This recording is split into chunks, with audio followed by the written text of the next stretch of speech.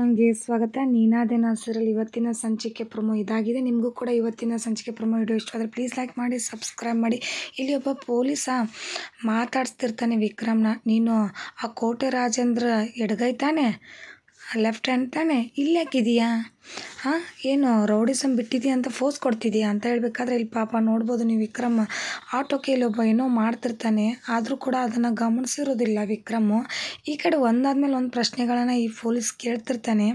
ಇವನ್ ಪ್ರಶ್ನೆ ಇದು, ನೀನು ರೌಡಿಸಮ್ ಬಿಟ್ಟಿದೆಯಾ ಅಂತ ಏನು ಗ್ಯಾರಂಟಿ? ನೀನು ಹಳೇದನ್ನೆಲ್ಲ ಬಿಟ್ಟು ಈಗ ಹೊಸವನಾಗಕ್ಕೆ ಏನು ಕಾರಣ? ಹಳೇದೆಲ್ಲ ಹೇಗೆ ಮರ್ತೆ? ಅದನ್ನ ಹಳೇದೆಲ್ಲ ಮಾತಾಡೋಕೆ ನಂಗೆ ಇಷ್ಟ ಇಲ್ಲ ಅಂತ ಹೇಳ್ತಾರೆ. ಅಷ್ಟರಾಗೆ ಇಲ್ಲಿ ಆಟೋನ ಏನೋ ಮಾಡ್ತಿರ್ತಾನಲ್ಲ ಆ ವ್ಯಕ್ತಿನ ವಿಕ್ರಮ್ ಬೆನ್ನತ್ತಿದ್ದಾರೆ.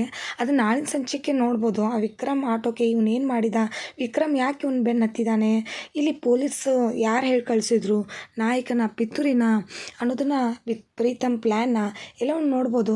ಈ ಕಡೆ ವಿಕ್ರಮು ಆ ರೌಡಿನ ಹಾಗೆ ಬೆನ್ನು ಹತ್ತಿರ್ತಾನೆ. ಅಂದರೆ ಏನೋ ಮಾಡಿದಾನೆ ವಿಕ್ರಮ್, ಗಾಡಿಗೆ ಮಾಡಿದಾನೋ ಅಥವಾ ಏನು ಮಾಡಿದಾನೋ ಗೊತ್ತಿಲ್ಲ, ವಿಕ್ರಮ್ ಮಾತ್ರ ಸಿಕ್ಕಾಪಟ್ಟೆ ಬೆನ್ನು ಹತ್ತಿರ್ತಾನೆ. ಈ ಕಡೆ ಅಲ್ಲೇ ತರಕಾರಿನ ತೊಗೊಳಕ್ಕಂತ ಮೇಷ್ಟ್ರು ಬಂದಿರ್ತಾರೆ.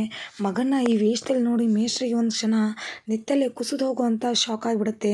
ವಿಕ್ರಮ್ ಬೇರೆ ಕಾರಣದಿಂದ ಓಡ್ತಿರೋದು ಇಲ್ಲಿ ಮೇಷ್ಟ್ರು ಅಪಾರ್ಥ ಮಾಡ್ಕೊಂಡ್ಬಿಡ್ತಾರೆ, ತಪ್ಪು ತಿಳುವಳಿಕೆ ಮಾಡ್ಕೊಂಡ್ಬಿಡ್ತಾರೆ. ಅಲ್ಲಿನೇ ವಿಕ್ರಮ್ ಆ ರೌಡಿ ಬೆನ್ನು ಹತ್ತಿದ್ದಾನೆ.